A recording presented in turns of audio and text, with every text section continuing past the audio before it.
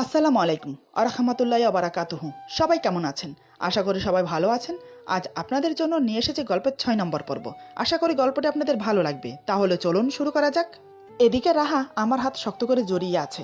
Doctor uncle যখন ওর হাতে injection মারতে উদ্যত হয়, তখনই হঠাৎ আমাকে আর ডাক্তার আঙ্কেলকে অবাক করে দিয়ে রাহা এমন জোরে চিৎকার দেয় যে আমাদের কানের পর্দা ফেটে যাবার অবস্থা।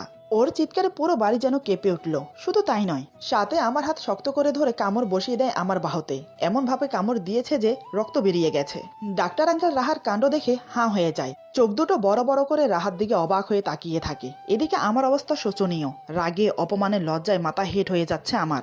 অন্যদিকে বাহুতে খুব ব্যথা করছে। মেয়েটি কামড় দিয়ে এখনো ধরে রেখেছে। কোনো রকম নিজেকে ছাড়িয়ে নিলাম। কিছু বলতেও পারছি না, কারণ ডাক্তার আঙ্কেল সামনে বসে আছে। জানি না উনি কি মনে করছেন। আমি কোনো রকম নিজেকে সামলিয়ে বললাম, আঙ্কেল আপনি ইনজেকশন দিন, আমি ওকে ধরছি।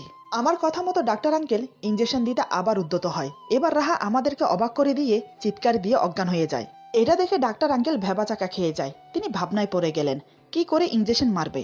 এদিকে আমি হতবাক হয়ে তাকিয়ে আছি রাহার দিকে। আমি কি করব, কি করা উচিত সেটাই ভেবে পাচ্ছি না। ডাক্তার আঙ্কেল বলে, এখন কি হবে? বৌমা তো জ্ঞান হারালো। আমি বললাম, কিচ্ছু হবে না, অজ্ঞান হয়ে গেছে, ভালো হয়েছে। তা না হলে ইনজেকশন মারতে দিত না। আপনি এখন নিশ্চিন্তে ইনজেকশন মেরে দিন। আমার কথা শুনে ডাক্তার আঙ্কেল দেরি করলো না, রাহাকে ইনজেকশন দিয়ে দিল। সাথে আমার বাহুর ক্ষতস্থানে মেডিসিন লাগিয়ে ব্যান্ডেজ করে দিল। এদিকে রাহার চিৎকার শুনে মা উপরে এলো কি হয়েছে দেখার জন্য। এসে দেখে আমার এই অবস্থা। মা অবাক হয়ে বলে, কিরে তোর এখানে কি হলো আবার? আমি কিছু বলার আগে ডাক্তার আঙ্কেল বলে, তার আগে আমাকে এটা বলো ভাবি, এই বাচ্চা মেয়েটাকে কোথা থেকে নিয়ে আসছো? এটা তো পুরোই বাচ্চা। একটা ইনজেকশন দিতে যা কাণ্ড করলো তা দেখে তো আমি পুরোই শক। আমি আমার ক্যারিয়ারে এমন ভয় পেতে কাউকে দেখিনি। ডাক্তার আঙ্কেলের কথা শুনে মা অবাক হয়ে বলে, বাচ্চা মেয়ে মানে? বুঝলাম না, কি হয়েছে খুলে বলুন তো। আর তানবীরের বাহুতেই বা কি হয়েছে? ডাক্তার আঙ্কেল মুচকি এসে বলে, তেমন কিছু না, আমাদের ছোট্ট বৌমা কামড়ে দিয়েছে আর ইনজেকশনের ভয়ে অজ্ঞান হয়ে গেছে। যাই হোক, ইনজেকশন দেওয়া হয়ে গেছে, এখন আর ভয়ের কোনো কারণ নেই। মা অবাক হয়ে বলে, কিন্তু জ্ঞান হারিয়েছে যে, কোনো সমস্যা হবে না তো? ডাক্তার আঙ্কেল বলে, ও কিছু হবে না, ভয় পেয়ে অজ্ঞান হয়ে গেছে, কিছুক্ষণের মধ্যে জ্ঞান ফিরে আসবে।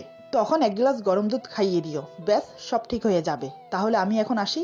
মা বলে, সে কি, নাস্তা না করে চলে যাবেন নাকি? নিচে চলুন, আপনার বন্ধু অপেক্ষা করছে আপনার জন্য। এই বলে মা ডাক্তার আঙ্কেলকে নিয়ে চলে গেল। আমি রাহার দিকে এক নজর তাকিয়ে চলে গেলাম টি শার্ট চেঞ্জ করতে, কারণ টি শার্টে রক্ত লেগে আছে। মেয়েটা যে মাঝে মাঝে কি করে সেটাই ভেবে পাই না। আগে জানতাম অন্ধকারে ভয় পায়, এখন দেখছি ইনজেকশনও ভয় পায়। জানি না আর কিসে কিসে ভয় পায়। একবার অন্ধকারে ভয় পেয়ে বুকে নখ ফুটিয়ে দাগ করে দিয়েছে, এখন ইনজেকশনের ভয়ে বাহুতে কামড়ে দাঁতের দাগ বসিয়ে দিয়েছে। জানি না আর কি কি করবে সামনে। ওকে দেখলে মনে হয় অনেক বড় হয়ে গেছে, কিন্তু স্বভাব চরিত্র একদম বাচ্চাদের মতো। একটু থেকে একটু কিছু হলেই বাচ্চাদের মতো কান্নাকাটি করে। জানি না এটাকে নিয়ে কিভাবে সারা জীবন সংসার করব আমি। টি শার্ট চেঞ্জ করতে করতে কথাগুলো ভাবলাম। একটু চোখে মুখে পানি দিয়ে আবার রাহার পাশে এসে বসলাম। মেয়েটি এখনো অজ্ঞান হয়ে পড়ে আছে। হঠাৎ চোখে পড়লো ওর ঠোঁটের চারিপাশে রক্ত লেগে আছে। আমাকে কামড়ানোর সময় হয়তো লেগে গেছে। এটা দেখে মনের অজান্তে হেসে উঠলাম। হাসির কারণ হলো ওকে দেখতে কোনো রাক্ষসের থেকে কম লাগছে না। ছোট্ট একটা রুমাল ভিজিয়ে এনে ঠোঁটের চারিপাশে মুছে দিলাম। কিছুক্ষণ অপলক দৃষ্টিতে ওর দিকে তাকিয়ে রইলাম। কেন জানি না মাঝে মাঝে ওর দিকে তাকিয়ে মায়ায় পড়ে যাই। কেমন একটা টান ঘিরে ধরে আমাকে, একটা ঘোরের মধ্যে চলে যাই। আবার যখন স্বাভাবিকে ফিরে আসি তখন ওকে মেনে নিতে দ্বিধাবোধ হয়। কেন এমন হয় সেটা নিজেও জানি না। আমি জানি আমার প্রতি অনেক অভিমান জমিয়ে রেখেছে ওর মনে, কারণ আমি ওকে মেনে নেইনি, তাই অজান্তাই আমি ওর মাথায় হাত বুলিয়ে দিচ্ছি। এভাবে প্রায় অনেকক্ষণ কেটে গেল। রাহা অজ্ঞান হয়ে পড়েছিল। সন্ধ্যার দিকে ওর জ্ঞান ফিরল। এতক্ষণ জ্ঞান না ফেরাতে মা, বাবা, আমি তিনজনে খুব টেনশনে ছিলাম। দাদু তো কয়েকবার এসে দেখে গেল। ওর জ্ঞান ফেরাতে আমরা যেন একটা স্বস্তির নিঃশ্বাস ফেললাম। মা রাহার জন্য এক গ্লাস গরম দুধ নিয়ে এলো। মায়ের হাতে দুধের গ্লাস দেখে আবার শুরু হয়ে গেল রাহা। সে বলে, আমি দুধ খাবো না। আমি চোখ রাঙিয়ে বললাম, কোনো কথা না বলে চুপচাপ খেয়ে নাও দুধ। তাতেই কাজ হলো, চুপচাপ দুধ খেয়ে নিল। রাহা এখনো আমার বাহুর ব্যান্ডেজ দেখেনি, এমনকি ওর মনেও নেই সে যে আমাকে কামড়ে দিয়েছে। সবাই কিছুক্ষণ ওর পাশে বসে একে একে বেরিয়ে গেল। সামান্য একটা তারকাটা ফুটেছে পায়ে, সিম্পল একটা ইনজেকশন মারবে যাতে পায়ে কোনো ইনফেকশন না হয়। সামান্য এই ব্যাপার নিয়ে এত বড় কাণ্ড করলো যেন মনে হচ্ছে বড় কোনো দুর্ঘটনা ঘটেছে। বিকেল থেকে এই পর্যন্ত একটা প্যারার মধ্যে গিয়েছি আমি। এতক্ষণ মা, বাবা, দাদুর জন্য কিছু বলতে পারছিলাম না ওকে। এবার যখন সবাই চলে গেল সুযোগ পেয়ে গেলাম। আমি ওর পাশে গিয়ে বসলাম। আমাকে ওর পাশে বসতে দেখে রাহা গুটিসুটি মেরে বসে। আমি বললাম, এবার বলো, তখন ডাক্তার আঙ্কেলের সামনে এমন করলে কেন? এমন জোরে কেউ চিৎকার দেয়? তোমার চিৎকারে কানের পর্দা ফেটে যাওয়ার উপক্রম হয়েছিল। চিৎকার দিয়েছো ভয়ে, এটা না হয় মানলাম, কিন্তু তারপরে কি করেছো মনে আছে? রাহা চুপচাপ মাথা নিচু করে বসে আছে, কোনো কথা বলছে না। আমি বললাম, আবার চিৎকার দিয়ে আমাকে কামড়ে দিয়েছো, কামড়িয়ে একদম রক্ত বের করে ফেলেছো। শুধু তাই নয়, আবার অজ্ঞানও হয়ে গেছো। আচ্ছা, একটা কথা বলো তো, তুমি কি ছোট বাচ্চা? সিম্পল একটা ইনজেকশন নিয়ে এত কাণ্ড করলে। ডাক্তার আঙ্কেল কি মনে করেছে বলো তো? তোমার এসবের কারণে লজ্জায় আমার মাথা হেট হয়ে গিয়েছিল, রাগও উঠেছিল প্রচুর।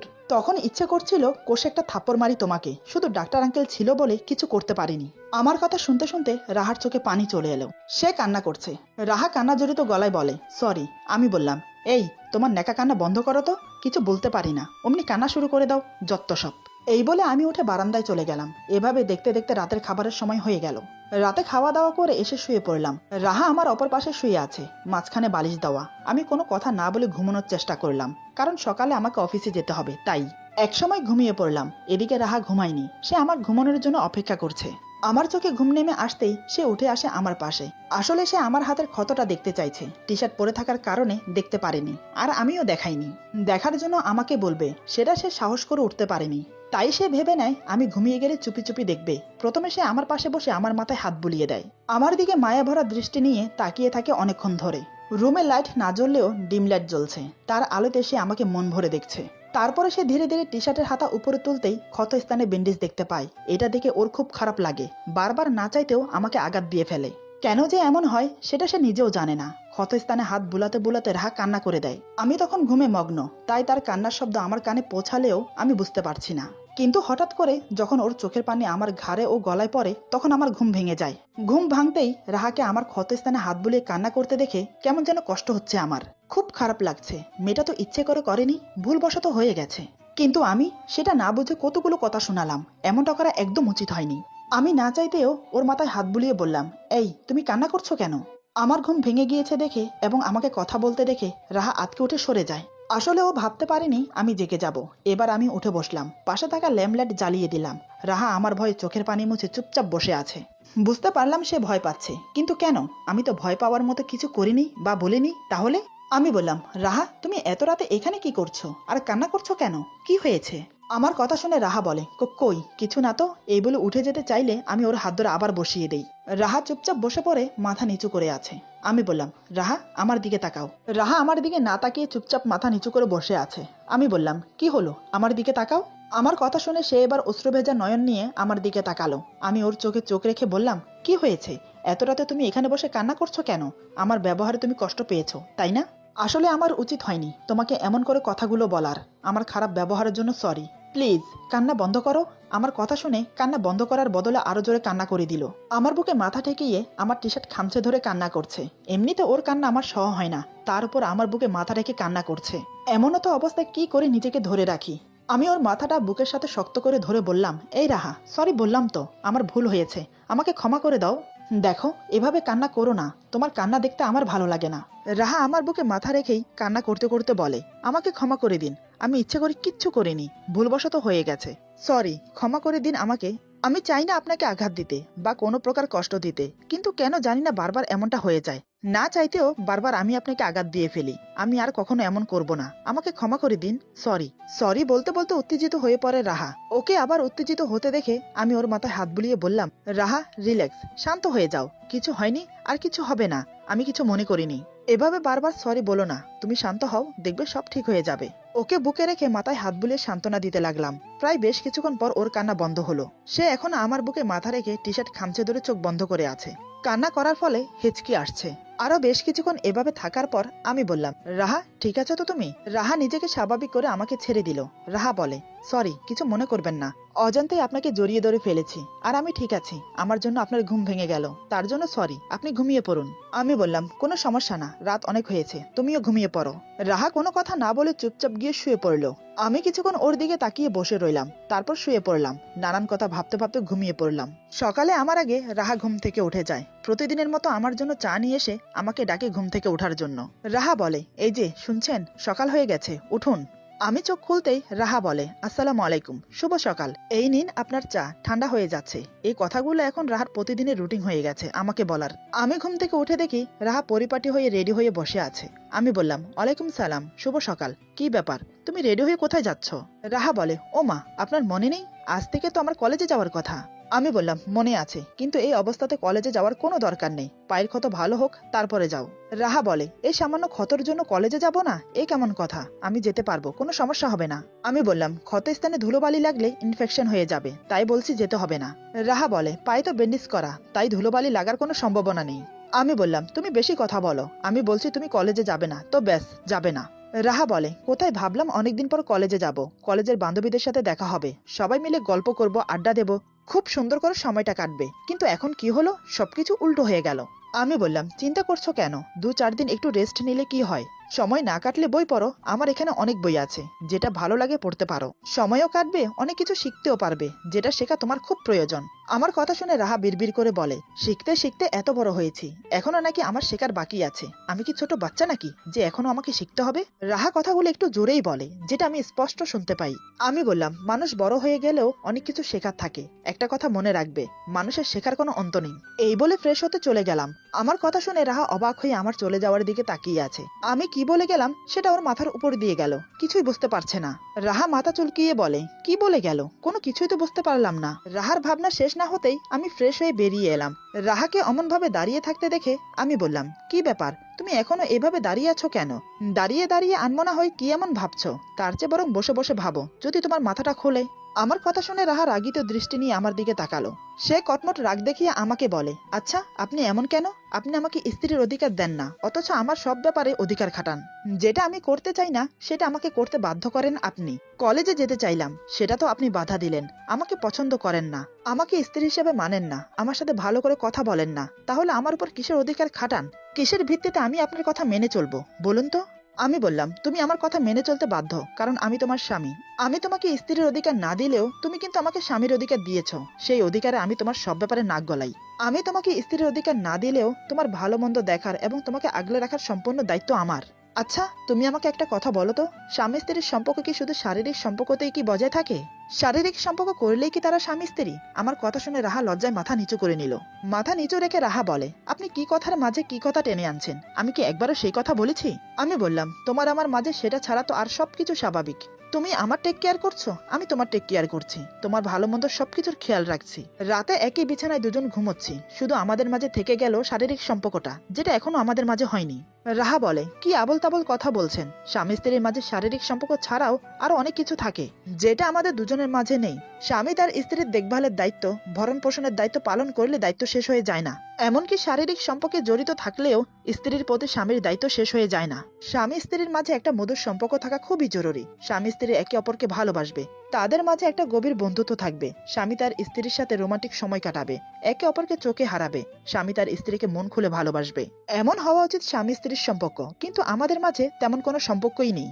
আমি বললাম, এমনটা হওয়ার কারণ তুমি নিশ্চয়ই জানো। তোমার আমার কথা শেষ হতে দিল না, তার আগে রাহা বলে, ব্যাস ব্যাস, আমাকে আর স্মরণ করিয়ে দিতে হবে না। কেন যে বারবার ভুলে যাই, কেন যে বারবার ছুটে আসি নিজের অধিকার পাওয়ার জন্য, আমি জানি না। আমার মনে রাখা উচিত যে আপনি আমাকে পছন্দ করেন না।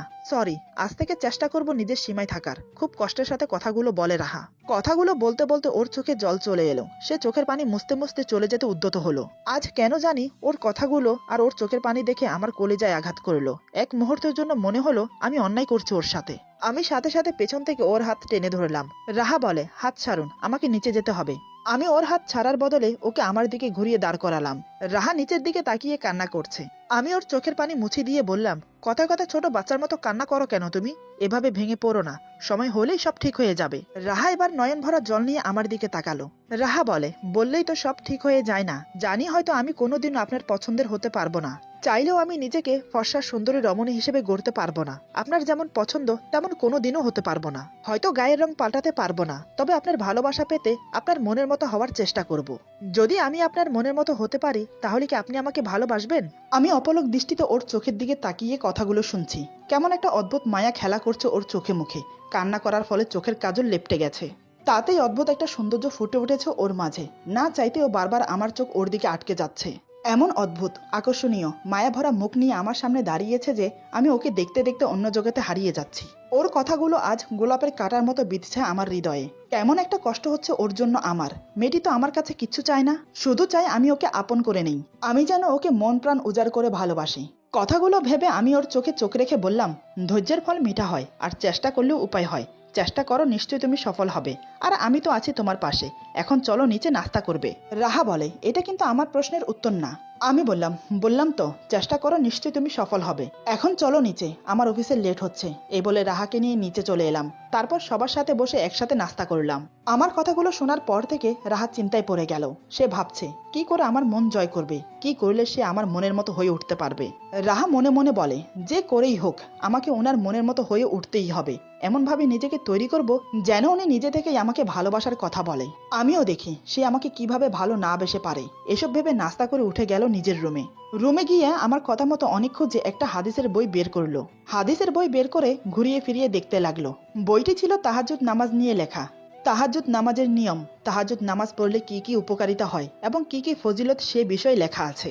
বইটা দেখে রাহার কৌতূহল হলো জানার। আসলে সে তাহাজ্জুদ নামাজের কথা শুনেছে, কিন্তু তার ফজিলতের কথা, কিভাবে পড়তে হয়, পড়লে কি কি ফজিলত আছে সেই ব্যাপারে কিছুই জানে না। তাই সে খাটে হেলান দিয়ে আরাম করে বসে বইটা মনোযোগ দিয়ে পড়তে লাগলো। প্রথম বইটা পড়তে অমনোযোগী হলেও পরে পরে মনোযোগ ও আগ্রহ বেড়ে গেল। একসময় বইটা পড়ে শেষ করে মনে মনে খুশি হতে লাগলো। একদিকে আবার ভাবনায় পড়ে গেল, কারণ তাহাজ্জুদ নামাজ রাত 12টার পর থেকে শুরু হয়। 2-2:30টার দিকে তাহাজ্জুদ নামাজ পড়লে সবচেয়ে বেশি ভালো, কারণ তখন মধ্যরাত। তাহাজ্জুদ নামাজ মধ্যরাতে পড়লেই সবচেয়ে উত্তম। রাহা মনে মনে বলে, এখন কি হবে? আমি তো খুব ঘুমকাতরে, রাত 2-2:30 বাজে উঠবো কি করে? কিন্তু আমাকে যে নামাজটা পড়তেই হবে। এই নামাজ নিয়মিত পড়লে আল্লাহ তাআলা বান্দার মনের বাসনা পূরণ করে। সে মনে মনে ডিসাইড করে নিল, আজ থেকে সে তাহাজ্জুদ নামাজ পড়বে। তার জন্য যদি তাকে রাত জাগতে হয় তাহলেও সে জাগবে। এইভাবে বই পড়ে মায়ের সাথে গল্প করে সারাদিন কাটালো। আমি অফিস থেকে ফিরলাম সন্ধ্যার দিকে। তখন রাহা মায়ের পাশে বসেছিল। আমাকে দেখার সাথে সাথে রুমে চলে গেল। এটা দেখে মা আমার দিকে তাকিয়ে মুচকি হাসে। জানি না মা কি মনে করে হাসছে, কিন্তু মায়ের মুখে হাসি দেখে আমার কেমন জানি লজ্জা লাগছিল। রাহা হঠাৎ আমাকে দেখে উপরে চলে গেল কেন, সেটাই বুঝতে পারছি না। আমি মাকে সালাম দিয়ে কিছু না বলে চুপচাপ উপরে চলে গেলাম। রুমে এসে দেখি রাহা খাটে বসে আছে। আমাকে রুমে প্রবেশ করতে দেখে দাঁড়িয়ে আমাকে সালাম দিল। আমি সালামের উত্তর দিতে দিতে হাতের ঘড়ি খুলতে লাগলাম। আমি বললাম, কি ব্যাপার, তুমি হঠাৎ আমাকে দেখে এভাবে উপরে চলে এলে কেন? রাহা বলে, কই কিছু না তো, এমনি চলে এসেছি। আমি আর কিছু জিজ্ঞেস না করে ওয়াশরুমে চলে গেলাম ফ্রেশ হতে। কিছুক্ষণ পর ফ্রেশ হয়ে বেরিয়ে দেখি রাহা ঠিক আগের জায়গায় বসে আছে। আবার আমাকে দেখার সাথে সাথে উঠে দাঁড়ালো। ব্যাপার কি, আজ হঠাৎ এমন করছে কেন? আমাকে দেখার সাথে সাথে বসার থেকে উঠে দাঁড়াচ্ছে। ওর আবার কি হলো? হঠাৎ রাহা বলে, কফি খাবেন? কফির কথা শুনে আমি ভ্রু কুঁচকে ওর দিকে তাকালাম। কফি খাবো কিনা সেটা জিজ্ঞেস করার জন্য এমন করছে, নাকি মনে মনে অন্য কোনো অভিসন্ধি আছে? আমাকে অমন করে তাকিয়ে থাকতে দেখে রাহা বলে, কি হলো, আপনার জন্য কফি বানিয়ে নিয়ে আসবো? আমি বললাম, হ্যাঁ নিয়ে আসো। আমার কথা শুনে সে সোজা চলে গেল কফি আনতে। আজ ওর ব্যবহারে অন্যরকম কিছু ফিল করছি। ওকে দেখে মনে হচ্ছে আমার প্রতি ওর কোনো অভিমানই নেই। কেমন যেন একটা নিজেকে পরিবর্তন করে ফেলেছে। বুঝতে পারছি না কি থেকে কি হচ্ছে। আমি ভাবনায় ডুবে রইলাম রাহাকে নিয়ে। বেশ কিছুক্ষণ পর রাহা এলো 2 কাপ কফি নিয়ে। এসে দেখে আমি বারান্দায় দাঁড়িয়ে বাইরের দিকে তাকিয়ে আছি। রাহা কফি নিয়ে বারান্দায় চলে এলো। আমাকে 1 কাপ দিয়ে অন্য কাপ নিয়ে আমার পাশে দাঁড়ালো। রাহা কফি খেতে খেতে মনে মনে ভাবছে, তাহাজ্জুদ নামাজের কথা ওনাকে বলবো? আবার কি মনে হতেই মনে মনে বলে, না থাক, বললে আবার কি না কি মনে করে। আমি বললাম, কি ব্যাপার, কি এত ভাবছো, কিছু কি বলবে? রাহা বলে, না। আমিও আর কিছু না বলে চুপচাপ কফি খেতে লাগলাম। রাহা আমার পাশে দাঁড়িয়ে দাঁড়িয়ে কফি খাচ্ছে, কিন্তু কিছু বলছে না। একসময় এভাবে রাত হয়ে গেল। রাতের খাবার খেয়ে রুমে এলাম। আমি রুমে এসেছি অনেকক্ষণ হয়ে গেল, কিন্তু রাহা এখনো আসেনি। এতক্ষণ ধরে কি করছে মেয়েটা? নাকি মা বাবার সাথে বসে বসে গল্প করছে, কে জানে। কিন্তু আমার ঘুম পাচ্ছে, তাই আমি আমার মতো করে শুয়ে পড়লাম। একসময় ঘুমিয়ে পড়ি। রাহা কখন রুমে এসেছে বলতে পারি না। আসলে সে আমি ঘুমানোর জন্যই অপেক্ষা করছিল। সে মনে মনে ভেবে নিয়েছে আজ তাহাজ্জুদ নামাজ পড়বে। ঘুমিয়ে গেলে মাঝরাতে কখনোই উঠতে পারবে না, তাই জেগে থাকবে, এই ভেবে রুমে এসেছে দেরি করে। রুমে এসে যখন দেখলো আমি ঘুমিয়ে পড়েছি, তখন সে হাঁপ ছেড়ে বাঁচলো। ঘড়ির দিকে তাকিয়ে দেখলো এখনো অনেক সময়, একা একা বসে সময় কাটবে না, তাই সে একটা বই নিয়ে বসলো। প্রায় আধা ঘন্টা পর্যন্ত বইটা পড়লো, কিন্তু এখন আর পারছে না, কারণ ওর খুব ঘুম পাচ্ছে। তাই সে বইটা বন্ধ করে চোখে মুখে পানি দিয়ে পায়চারি করতে লাগলো। কিছুক্ষণ বই পড়ে কিছুক্ষণ পায়চারি করে সময় কাটালো। এখন রাত 2টো বাজে। এখনই মুখ্যম সময় নামাজটা পড়ার। কাপড় চেঞ্জ করে নামাজের উজু করে এসে জায়নামাজে দাঁড়ালো। খুবই মনোযোগ দিয়ে নামাজ পড়তে শুরু করলো, কিন্তু বেশিক্ষণ টিকতে পারলো না। 2 রাকাত নামাজ পড়ে যখন আত্তাহিয়াতু পড়তে লাগলো, ঠিক তখনই চোখে অবিরাম ঘুম নেমে এলো। ঘুমের জন্য চোখ মেলতেই পারছে না। চোখ বন্ধ করে আত্তাহিয়াতু পড়তে পড়তে হঠাৎ মাথা ঠুকে গেল টি টেবিলের সাথে। তাতেই হলো বিপত্তি। টি টেবিলের সাথে ধাক্কা খাওয়াতে টি টেবিলের উপর থাকা পানি গ্লাসটা পড়ে গেল। সেই শব্দে আমার ঘুম ভেঙে গেল। আমি চট করে উঠে বসলাম কি হয়েছে দেখার জন্য। দেখে রাহা জায়নামাজে বসে ঝিমাচ্ছে। এটা দেখে বেশ অবাক হলাম।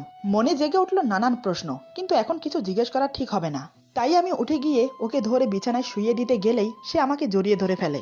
আমিও টাল সামালতে না পেরে ওকে নিয়ে বিছানায় শুয়ে পড়ি। রাহা তৎক্ষণাৎ আমার বুকে মুখ গুজে এক হাতে আমার টি শার্ট খামছে ধরে অন্য হাতে আমাকে জড়িয়ে ধরে। আমি আর পারলাম না নিজেকে ধরে রাখতে। এত কাছে ওকে পেয়ে মনকে আর বেঁধে রাখতে পারলাম না। আমি ওকে শক্ত করে জড়িয়ে ধরি বুকের সাথে, মাথায় হাত বুলিয়ে কপালে আলতো করে একটা চুমো এঁকে দিলাম। বন্ধ চোখের পাতায় চুমো খেলাম, ওর নাকে নাক ঘেঁষে দু গালে চুমো খেলাম। অদ্ভুত একটা শিহরণ খেলে গেল পুরো শরীর জুড়ে।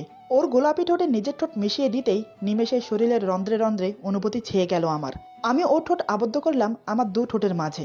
আজ আর ওকে নিজে থেকে আলাদা করলাম না, এভাবেই ঘুমিয়ে পড়ি ওকে নিয়ে। পরে কি হয়েছে তা আর বলতে পারবো না। রাহা কি সারা রাত আমার বুকে ছিল নাকি আলাদা হয়ে গেছে তা আমি জানি না। সকালে আমার আগে রাহার ঘুম ভাঙে। শরীরের আড়মোড়া ভেঙে চোখ খুলে সামনের দৃশ্য দেখে রাহার হোঁশ উড়ে যায়। হঠাৎ সে আমার সাথে যা করলো তাতে আমি জ্ঞান শূন্য হয়ে পড়ি। চোখের ঘুম নিমেষে উধাও হয়ে যায়। বুঝতে পারছি না কি হয়েছে, কেন এমন করছে, আর আমিই বা কি করলাম। এরপর যা হলো। আজকের গল্প এখানে সমাপ্ত। গল্পের বাকি অংশ পেয়ে যাবেন আগামী পর্বে। আশা করি গল্পটা আপনাদের ভালো লাগবে। তাহলে বন্ধুদের সাথে বেশি বেশি করে শেয়ার করুন। সবাই ভালো থাকুন। আল্লাহ হাফেজ।